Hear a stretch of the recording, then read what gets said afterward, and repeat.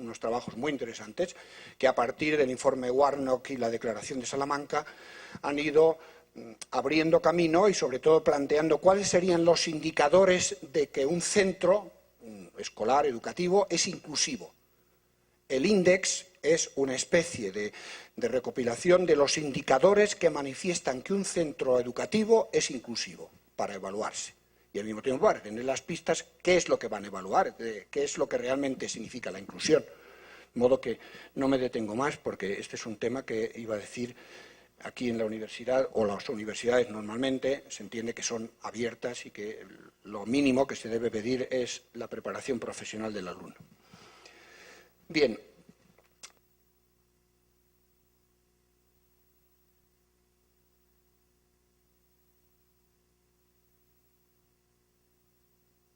La PIB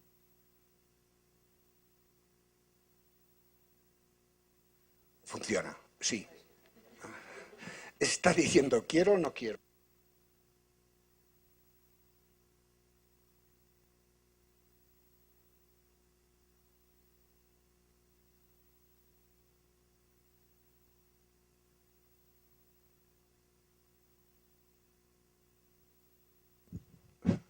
Me siento mucho más cómodo si estoy aquí cerca de vosotros y si os pudiera tener a todos aquí más cerca, no os miro a todos porque el reflejo de ese me molesta un poco, ¿no? Pero como veis, esto quisiera que es más que fuera un sacar de dentro todo lo que tengo de estos temas para que después podamos conversar, ojo. Y es que no os puedo ver. No os puedo ver. Ahora sí, pero tengo que cerrarme porque eso es esto. Para los actores, ya sabéis, los actores no ven al público, cosas así raras. Bueno, Sí, sí. Ah, que están filmando. Ah, es verdad, sí están filmando. Bueno, me estoy inmortalizando. Yo no sabía que me estaba inmortalizando. Bueno, muchas gracias al público. Perdonen ustedes, esto ha sido un... Ni me había dado cuenta, ¿eh? ¿Ya? Gracias. Ciérralo primero. Que no se oiga. Bueno, volvemos, revenona no mutón, que decía Rabelais, volvemos a nuestros temas. Y ahora pues una vez justificado, como veis, es importante justificar que necesitamos cambiar porque esta sociedad nuestra está cambiando. Pero no he dicho el argumento fundamental. El argumento realmente va a venir ahora, que es el antropológico. ¿Por qué? Porque el sujeto, el destinatario, no soy yo, el sujeto, el destinatario, es el educando. Es el centro de esta universidad, ni sois vosotros, ni son las paredes, son las personas de vuestros estudiantes que se forman, independientemente que si vosotros no sois buenos profesores, esto no va a funcionar. La escuela, cuando yo pregunto a los maestros, ¿y quién manda en la escuela? Se quedan así con esa pregunta y dicen, ¿quién manda? Pues claro, pues el profesor. ¿Quién manda en la escuela? En la escuela manda el libro de texto, porque al final es de lo que se examina, del libro de texto. En el fondo, en la mayor parte de los casos no nos damos cuenta que somos unos esclavos del libro de texto, que hoy toca la lección esta o el tema este, y nos vamos a examinar de eso, tanto si lo sabes como si no. Y vamos a seguir, porque yo soy un esclavo del texto y tenemos que ver todo el temario. Y no hacemos nada con aquellos alumnos que rezagados o por problemas los que sean, no pueden seguir el ritmo, se abren unas simas y veréis ahora lo que nos dice nuestro amigo Ausubel sobre la gran cuestión. Ahora cuando llegue os lo diré. Si tuviéramos que resumir toda la psicología del aprendizaje, ¿qué es lo más importante? Dejo la pregunta pendiente. Y dice, una cosa, esa es la más importante, pues apliquémonos a esa y tal. ¿Cuál es? La respuesta en el capítulo siguiente. Entonces, ahora viene fundamentar el paradigma. Yo me atreví a llamar a esto paradigma, y el presidente del tribunal, que era el profesor, a ver si me viene ahora el nombre, bueno, había sido el presidente de la Asociación Española de Psicopedagogía, y Jesús Beltrán Llera, una persona muy conocida y actualmente sigue trabajando en la universidad. Recuerdo que me dijo, dice, ha sido usted muy atrevido en plantear la mediación como un paradigma. Digo, ya lo sé, ya lo sé. El señor Kuhn, no sé si me lo hubiera aceptado, pero lo que sí sé es que esto, si no lo es ya, esto debería ser un paradigma. Sé que es un constructo mejor que un paradigma. Sé que es un conjunto de creencias. Y Feuerstein, y precisamente me inspiraba en eso, y lo justifiqué de esa manera. ¿Por qué? Porque esencialmente un paradigma es un conjunto de sistemas de principios, de creencias, de filosofía, de valores. Y en eso está, yo creo, lo positivo, lo interesante del tema de la mediación. Pues vamos a verlo. Me salto esto porque, en el fondo, pues como veis, serían el marco conceptual de ámbitos que tenemos que colocar, pero como tengo otras transparencias a continuación, pues lo vais a entender muy, muy bien. Bueno, un cambio sustancial del conductismo a la sociocognitivismo, vamos a llamarle así, etcétera, etcétera. ¿Cuáles serían los objetivos fundamentales? Pues sobre todo, ya tenemos, fijaos, en ese primer planteamiento que tenéis ahí, que el sujeto es modificable. Fijaos, esto es un hachazo al determinismo. Dice, la frase preciosa que tiene Feuerstein, dice, la genética no tiene la última palabra en la persona. Dice, no somos lo que nuestra genética nos condiciona. No es ningún determinismo, porque el determinismo lo podemos suplir, lo podemos eliminar con una tarea de acogida, de mediación, de cambio, de ayuda, de potenciación de esa persona. O sea, esa persona tiene que ser así. No, señores. Y de hecho, ir a Filadelfia a Doman. Cómo multiplicar la inteligencia de su bebé. Lo que está haciendo Doman con los niños autistas y con los niños síndrome Down. Es decir, haciendo superar al máximo a esas personas, incluso gente que se llega a graduar. Y ese, en su casa, hubiera sido una persona excluida prácticamente, ¿no? Es decir, este es el primer planteamiento, es decir, el creer que hay otras posibilidades, que la educación permite otras posibilidades, que ese alumno es de la edad que sea, porque el cambio del ser humano no se termina cuando el niño tiene 6 años, o cuando tiene 12, o cuando tiene 20, porque todos somos conscientes de que en nuestra vida hemos dado pasos en una edad de madurez, mayor o menor, depende de las circunstancias, de nuestro contexto, en la que nos ha permitido cambiar radicalmente nuestra existencia. Esto es creer en el ser humano, y este es el fundamento de toda la educación, y es el que menos se trabaja, porque pregúntale a un profesor qué conceptos antropológicos tiene, y se quedará en babia en la mayor parte de los casos. Porque nadie ha estudiado filosofía antropológica, ni nadie ha estudiado eso, para definir el qué tipo de persona quisiéramos formar, y ahora vendrá ese planteamiento. Por lo tanto, yo creo que la mediación en su núcleo es esencialmente optimista. Es decir, no se queda achantada, no se queda cerrada ante las posibilidades de la persona, sino que cree que el ser humano se puede potenciar. Bien, y entonces así sucesivamente. Podríamos revisar todo lo que... No quiero pasar, tengo miedo por si acaso... Es que no me acuerdo lo que me hiciste aquí. Es que si tiene abajo algo, o es que no me acuerdo. Bueno, no importa, no pasa nada. Bien, el cambio de paradigma tiene un triple proceso: prevenir, modificar y potenciar. Prevenir, lo que decía antes, la educación tiene que ser preventiva. La educación tiene que ser proactiva, no reactiva. Es decir, que nos venga el problema y lo descubramos. Y cuando lo descubramos, ya veremos a ver si podemos achantar el agua o parar o frenar aquí el naufragio, hasta donde podamos llegar. Y claro, eso yo creo que pasa porque no tenemos mentalidad científica de analizar, de diagnosticar un problema, de buscar en ese diagnóstico cuáles son las causas, ir a las causas y de esa manera después poder intervenir para potenciar, evaluar y tomar decisiones, etcétera, que serían una serie de pasos, sin pretender que sean todos, respecto de lo que sería la orientación escolar o la orientación educativa o la orientación psicológica.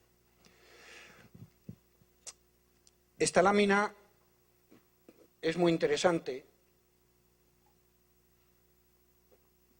porque para mí fue un hallazgo. Esta página la tomé de la Reforma Educativa Española, la LOE, que se llama, la LOCSE, que fue una reforma educativa muy importante. Incluso la mayor parte de los países de Latinoamérica bebieron de ella. Yo creo firmemente en el valor de esta reforma, inspirador, porque están en ella, en su elaboración, los mejores psicólogos que en aquel momento existían en España. Y existen, la mayor parte de ellos viven todavía. Y plantea lo siguiente, dice, todos los profesores, incluidos los universitarios, porque son de los universitarios que han de formar los profesores, o la gente que se dedicara a formar a la juventud, a los pequeños, a los medianos y a los mayores, deberían conocer estos 5 tipos de programas, estos que están ahí. ¿Por qué? Por 3 razones. Primero, para conocer cuáles son los principios inspiradores de la reforma educativa. Principios. ¿Qué? ¿Por qué? ¿Por qué? Segundo, para conocer dónde está la propuesta metodológica que se ofrece aquí, o las propuestas metodológicas. Y en tercer lugar, para que conozcan instrumentos, herramientas con las cuales ayudar a aquellos alumnos que necesitan ayuda o que tienen problemas de aprendizaje. Son las 9:30. Entonces me encontré esto.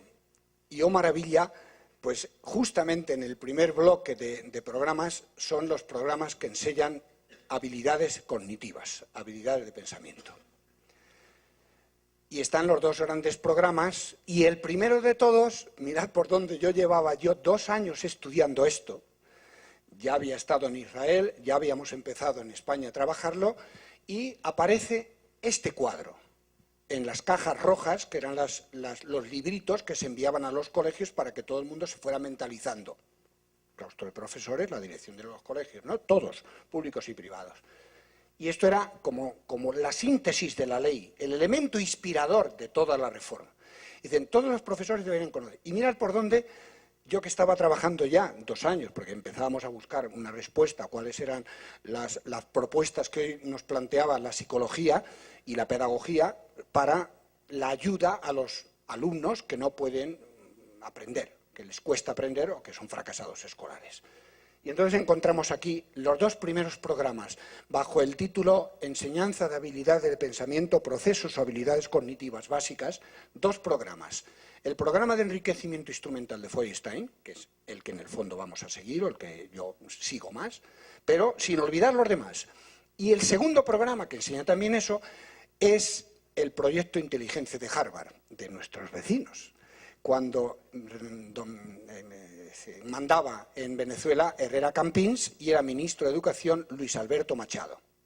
Un hombre realmente inspirado, carismático, sensacional.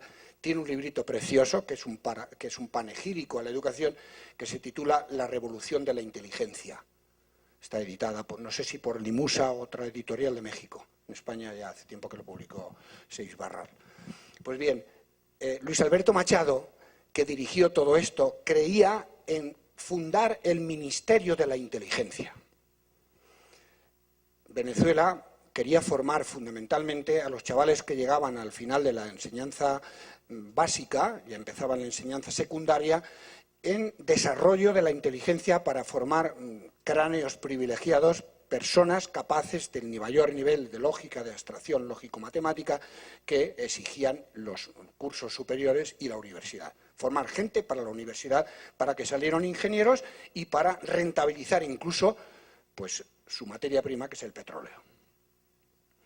Y creó este programa. Entonces, entre los 2 programas hay un pequeño desfase, porque el Harvard es ligeramente de un nivel superior y el PEI empieza más abajo, a la edad más temprana, porque el PEI va haciendo todo un recorrido hasta reconstruir toda la mente, como iremos viendo. En tanto que ese otro es para potenciar al que ya ha llegado alto y darle el segundo nivel o el nivel desde las operaciones formales, según Piaget, que va desde los 12, 13 años prácticamente, desde los 14, que prácticamente es cuando terminaban la educación obligatoria. Pues bien, primer bloque de programas, y en eso, ahí es donde está justamente la clave de toda la propuesta que yo sintetizo de preparar al alumno, en este caso el profesor, para que enseñe a desarrollar procesos de pensamiento o habilidades cognitivas superiores. Y en esto es donde yo creo que está lo fundamental. Y después hay otros tipos de programas que compensan o que completan de alguna manera toda esa integralidad de la formación. Por ejemplo, el segundo tipo de programas, que es el programa CORT, Cognitive Research Trust, de Edward de Bono. Edward de Bono es un médico maltés y hoy es el gurú de la formación humana, por decirlo así, de las empresas. Yo alguna vez he querido oírle, me he tenido mucha información y, por supuesto, sus libros y su método. Pero recuerdo que una vez estuvo en Madrid en una de esas convenciones de las grandes empresas, de los polígonos de desarrollo y demás, en el Palacio de Congresos de la Comunidad de Madrid, y llamé por teléfono para preguntar si podía, cómo se hacía para sacar una entrada, porque me interesaba nada más que escuchar al profesor de Bono. Dice, pues la entrada solamente vale 700 euros. Solamente. Es decir, que todo lo demás valía 3.500 o 4.000 euros la entrada a todas las conferencias, a todo lo que se daba. Digo, bueno, pues me puedo comprar las obras completas del señor de Bono y de esa manera las tengo siempre en casa. O sea, no fui. Es decir, algo privativo que dan para las élites, la formación de los líderes de las empresas, la formación humana, de recursos humanos, directores de recursos humanos de las empresas. Y es que este método, fijaos, lo traen. Los expertos de la reforma educativa española lo traen porque es un tema muy interesante. ¿Para qué? El tema básico de Bono es el pensamiento lateral, el pensamiento divergente, el pensamiento creativo. Y eso, hoy se necesita mucha creatividad ante lo que las empresas tienen que cambiar, la adaptación al mundo de la ciencia y del empleo y de la producción y la demanda misma. Y entonces Edward de Bono fundamentalmente trabaja todo eso, libritos al estilo Enseñar a pensar, 6 pares de zapatos para caminar, 6 sombreros para pensar, 6 sombreros para pensar. Sí, es el pensamiento divergente. Ahora, tengo una transparencia, y la tendréis ahora, que la vais a ver, sobre eso para formar el pensamiento flexible, formar el pensamiento divergente, saber que mi respuesta no es la única, que hay muchas otras respuestas, y el pensamiento creativo, indudablemente. Tercer programa, los programas de comprensión lectora. Fijaos que los 3 temas que analiza PISA, que son la comprensión lectora, el lenguaje matemático y la aplicación de los conocimientos a la vida, las ciencias, correlacionan mucho. Les hacen correlacionar, porque en el fondo están planteando habilidades de pensamiento. Y ya está. Tanto si enseño matemáticas, como si enseño ingeniería o medicina, como si enseño la lengua española o la informática, en el fondo, lo importante es saber no el contenido concreto, que el contenido es el vehículo con el que yo creo estructuras mentales, sino qué tipo de operación mental, habilidad cognitiva estoy exigiendo al alumno para que aprenda ese contenido. Lo importante no es el contenido es la materia que se aprende, sino qué actividad mental está exigiendo a mi alumno, y eso son las habilidades de pensamiento. Y ese es el cambio de este paradigma.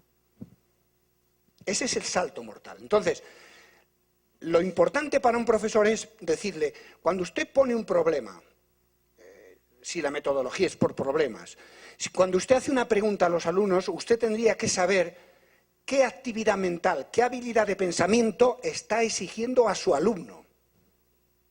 Porque esa es la clave. Esa es la clave. Y eso es lo que permite, indudablemente, construir la mente, construir el pensamiento. Por lo tanto, comprensión lectora, pues programas que ayuden a aprender a pensar, a aprender a leer, la lectura comprensiva. Claro, esto lleva a la doble vía, si nunca lo habréis escuchado. Hay la doble vía de lo que se llama la lectura veloz o la fluidez lectora. Tiene técnicas muy interesantes, conozco algunas, por ejemplo, las que trabajó en Estados Unidos con el ejército, que son las técnicas del taquitoscopio. Son la proyección de estímulos, de modo que hagan la gimnasia visual que permita saltos mayores, porque en eso está la fluidez lectora, en que haya saltos más rápidos, de decodificación. Es decir, capaz de abarcar con la mirada, con el ojo, un mayor campo de lectura y hacer saltos más rápidos. Eso da a mayor velocidad mayor decodificación, mayor acumulación de contenidos y, por lo tanto, mayor comprensión. A más lenta lectura, más lenta rapidez, en este caso, pues menor facilidad para la comprensión, porque el niño descompone las frases, descompone los párrafos y entonces es muy difícil, ¿no? Entonces, hay una serie de técnicas que la mayor parte de profesores ignoran porque se habla de métodos, pero si no se forma bien al profesorado. Y además que todo esto, a nivel psicológico, tiene siempre los aprendizajes, tiene un proceso de cristalización. Es decir, el niño lo que necesita es crear esas habilidades básicas, pero cristalizarlas. Y la cristalización, hice una investigación sobre eso muy interesante con 16.000 niños en España, yo la dirigí. Otra cosa es que cada profesor en su ámbito analizábamos una serie de variables, como el profesor, a medida que es más experto, consigue mejores resultados con su clase y con la clase siguiente, y cada año mejores resultados. Y esto es interesantísimo científicamente descubrirlo y tener esos datos, para ver que efectivamente esos chicos que han aprendido todas esas técnicas leen más rápido, comprenden mejor y por lo tanto tienen la mejor herramienta para ser buenos estudiantes.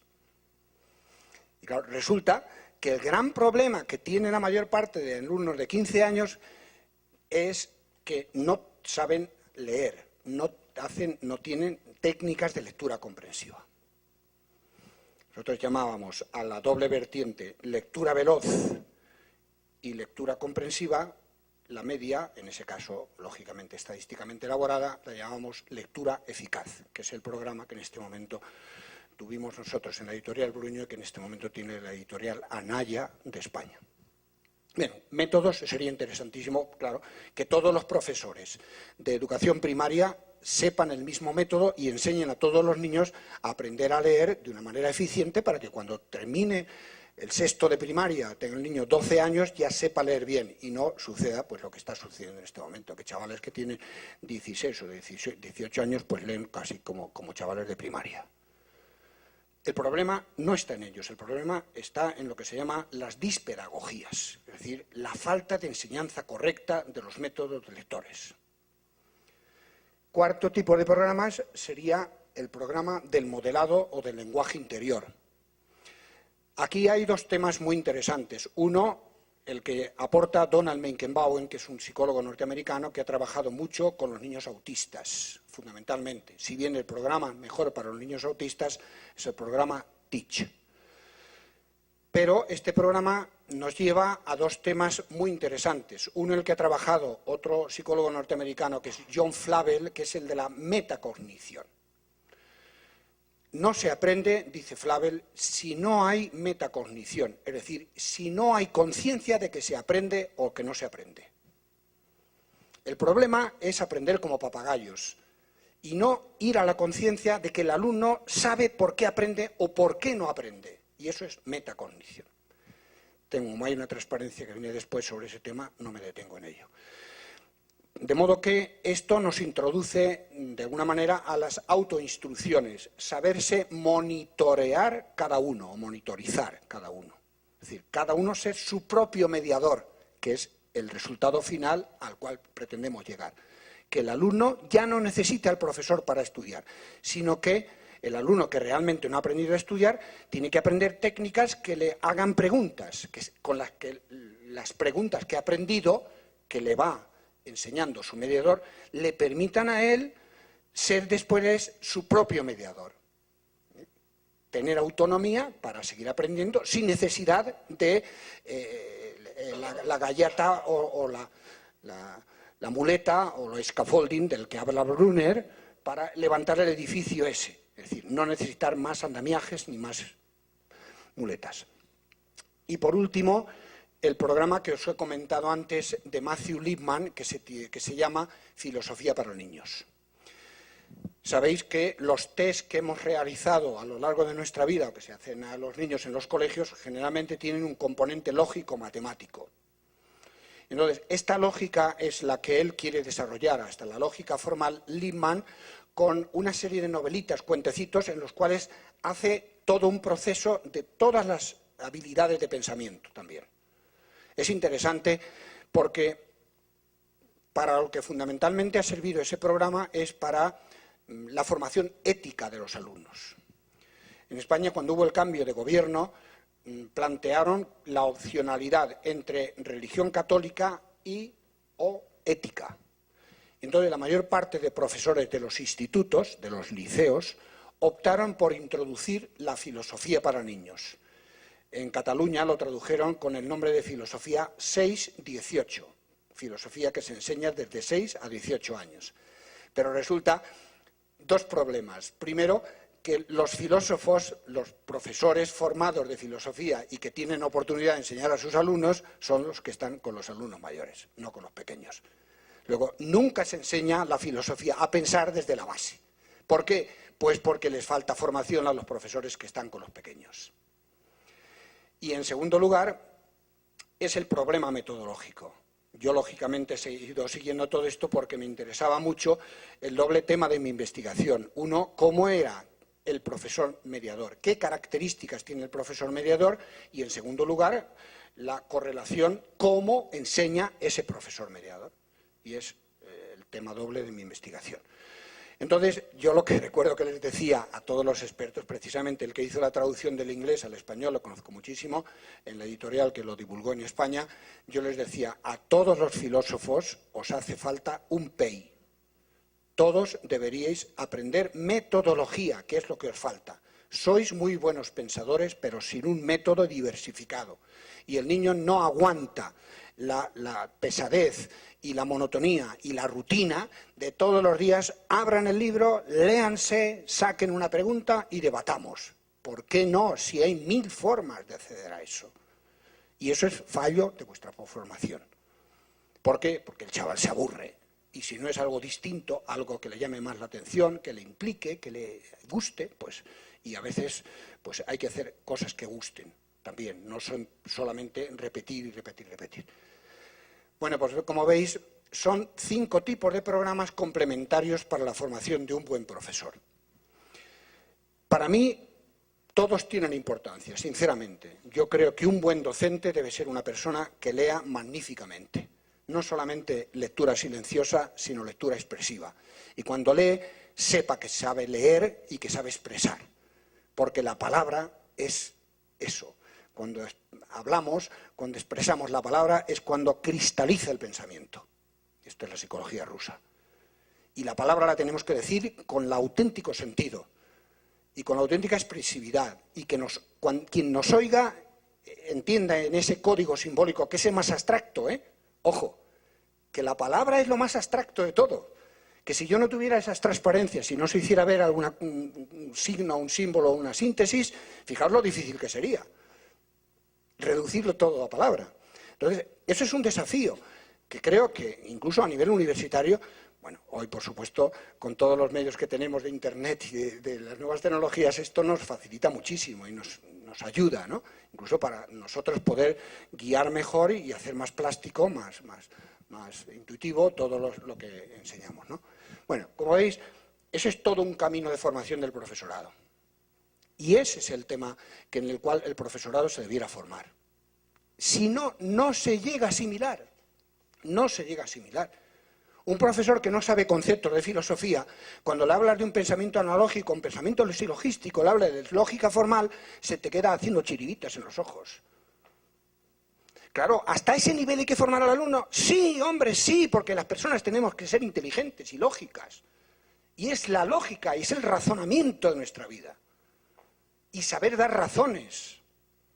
El Vaticano II tiene una frase maravillosa, profética, dice: el futuro de la humanidad está en manos de quienes sepan dar a la juventud razones para vivir y razones para esperar. Es la profecía del Vaticano II. Y eso es formar la cabeza de las personas. Y es la gran riqueza de la persona, el conocimiento.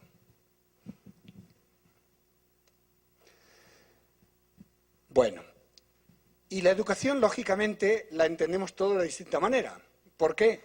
Pues porque en la medida que las tendencias se van imponiendo en nuestra sociedad, pues cada uno la entendemos de una manera distinta.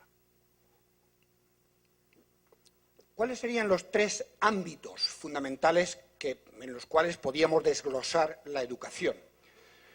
Yo creo que los profesores necesitaríamos cada año volver a repensar nuestros principios de por qué somos educadores, no solamente instructores, porque creo que tenemos que olvidar eso. Eso es reduccionismo total de la tarea de quien se pone delante de un niño, de un joven, para terminar de formarlo o terminar de orientarlo o de acompañarlo en su vida. No quiero decir tampoco domesticar, ni muchísimo menos, todo lo contrario. Es decir, creo que justamente la mediación es la que abre, como veréis ahora los criterios de mediación, abre al total discernimiento del otro para que pueda criticarme, pueda preguntarme y cuestionarme y provocarme y desequilibrarme. Eso está claro, O sea que, entonces, creo que esta transparencia os puede clarificar un poco. Es decir, los tres ámbitos auténticos que definen lo que es educar, y educar es hacer que el ser humano sea pleno, educere, sacar toda la potencialidad del ser humano. Esta es la etimología de la palabra educar, como todos creo que sabéis.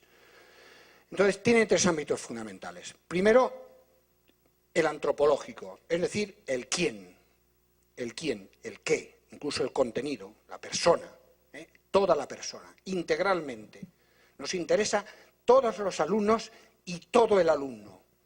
Por lo tanto, ¿por qué? Porque no solamente aprendemos con la cabeza, aprendemos con las vísceras también, con el estómago y con el afecto. Y todas nuestras experiencias están bañadas afectivamente. Y este es el gran secreto.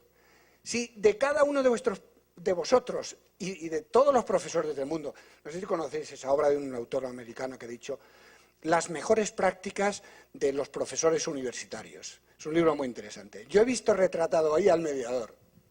Mirad por dónde. Enseguida lo compré, incluso lo mandé a pedir a Estados Unidos porque me interesaba ese libro. Las mejores prácticas de los profesores universitarios. En el fondo es un retrato de todo lo que vamos a hablar hoy. Y al final, los alumnos, vuestros alumnos, ¿de qué se van a recordar? Pues se van a recordar fundamentalmente de si les habéis sabido acoger. Yo pasé muchas, porque en mi tarea de orientador y al mismo tiempo de psicólogo, estaba en muchos colegios de la zona de Levante de España y pasaba por muchos colegios y recuerdo que les preguntábamos a los niños ¿qué es lo más importante de ti con relación a tus profesores? Y sabéis, la tónica siempre es la misma, la misma en todos los colegios y en todas partes, que me comprenda. Que me comprenda, no que enseñe bien. Es decir, que sea cercano, que sea una persona a la cual yo tenga confianza. Por eso os decía antes, la educación es tarea de esperanza, es esperar en el otro. Y eso es antropología.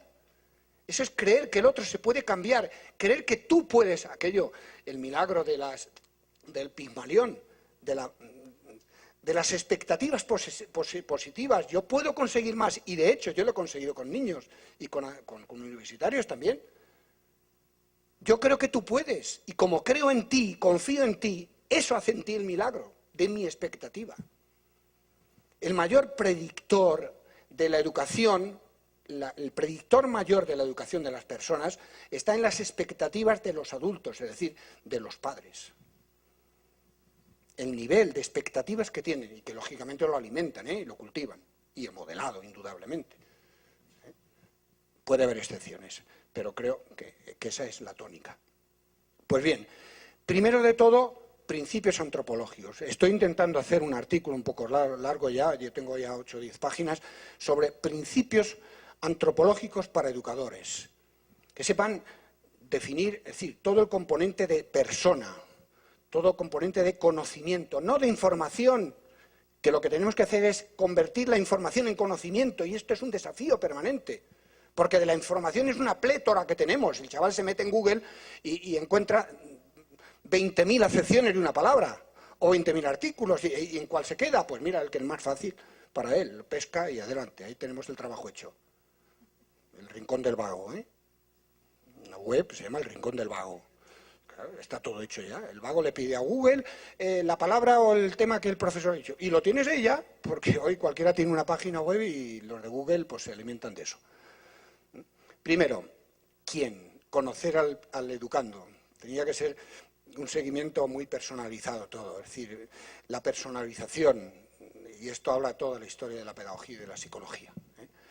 Segundo lugar, la teleología, la ciencia de los fines, telos, fines, teleos. ¿A dónde vamos? Si no tenemos fines, no tenemos brújula y podemos llegar a cualquier sitio. Entonces, si no nos por eso la pedagogía se llama la ciencia de los fines. ¿Por qué? Porque vamos hacia algo, tenemos que conquistar algo. Claro, fijaos, para conseguir algo tenemos que programarnos, tenemos que organizarnos porque si no nos llevan a cualquier sitio. Por eso Delors dice que lo que le falta hoy a la educación, a la escuela, a la juventud, es que haya brújulas que le conduzcan hacia el norte de las finalidades educativas. Brújulas, poner brújulas en sus vidas, que orienten, que le pongan norte. Pues bien, fines, ¿para qué educamos? ¿Por qué educamos? ¿Para qué? Finalidades, para. Y por último, el cómo. ¿Y cómo lo hacemos? Y esta es la gran dificultad. ¿Por qué? Por lo que decía antes, porque cada uno proyecta su propio método, porque los ministerios, los sistemas educativos no quieren imponer métodos a los profesores y porque los métodos son muy dúctiles, muy diferentes y porque hay muchos métodos, no aquello de todos los caminos conducen a Roma, Se aprende de muchas maneras, porque hay estilos cognitivos, hay ritmos, hay maduración distinta y entonces esto es el problema de adaptación. Y por eso tenemos que conocer muchos métodos, ¿para qué? Pues para saber dar a cada uno de los alumnos aquello que necesita. A lo mejor diréis, a nivel universitario esto es imposible. Claro que es imposible, pero tú también puedes cambiar, en vez de decir todos los días la explicación de arriba abajo en un sistema deductivo, es decir, desde los principios teóricos que tú te sabes, aplicación a las situaciones concretas, pues a lo mejor la investigación, la búsqueda de problemas, trabajo cooperativo y mil formas, hacer cuestiones, etcétera. Es decir, todo eso, realmente, cuando uno tiene un dominio de muchas metodologías que ha aprendido, el cómo le es mucho más fácil. Y además enriquece, varía, cambia. De alguna manera creo que una de las cosas que más aporta el programa de enriquecimiento instrumental es justamente esto. Es decir, dar muchos recursos, muchas estrategias de aprendizaje, de modo que el profesor puede saber cambiar más, adaptarse más con conocimiento de causa, sabiendo hacia dónde va. Y estos serían los tres apartados que se deducen de ese planteamiento integral y que podían plantearse en los tres pasos en los cuales la educación es interpretada hoy. Los centros públicos, os decía antes, en Francia fundamentalmente son centros exclusivamente para la instrucción. Por lo tanto, el profesor no tiene que meterse a discutir sobre creencias, sobre dogmatismos, ni sobre sentido trascendente, ni nada de eso, porque eso no es a nivel científico comprobable. Eso son tus creencias y son tus principios. Y por eso la educación religiosa es aparte del sistema escolar, opcional para quien quiera y cada uno sus creencias y sus principios. Entonces, lo instructivo, no me entretengo en todos esos matices, que podéis verlos ahí y podemos discutir o analizar un poco todo eso. En segundo lugar, sí que educación es algo que indudablemente entra dentro del componente humanístico, aquello de que nada humano debe ser extraño al educador o a la educación, porque todos los factores, desde lo afectivo, lo sociológico, lo personal, lo intelectivo y lo ético incluso, lo axiológico, los valores, tiene que estar en el ámbito de la educación. Y por último, educar, pues es eso, es todo el compendio de la persona, sacar del sujeto todo lo que tiene y lo sacamos pues de su universo de experiencial, vital.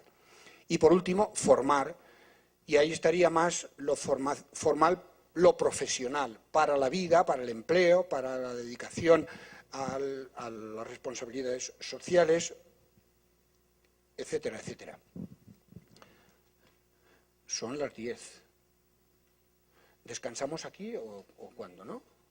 Es por no pasar a la siguiente transparencia y al mismo tiempo permitiros que descanséis, respiréis un poco porque os he atosigado, Yo reconozco que es que no tenemos tiempo que perder, ya os lo he dicho antes. Si no aprovechamos bien estos ratos y que os pueda plantear con la claridad que me sea posible todo esto, pues no llegaríamos. Así que perdonar un poco el atosigamiento, que casi no me he detenido para nada, para dejaros respirar. 20 minutitos y volvemos aquí otra vez.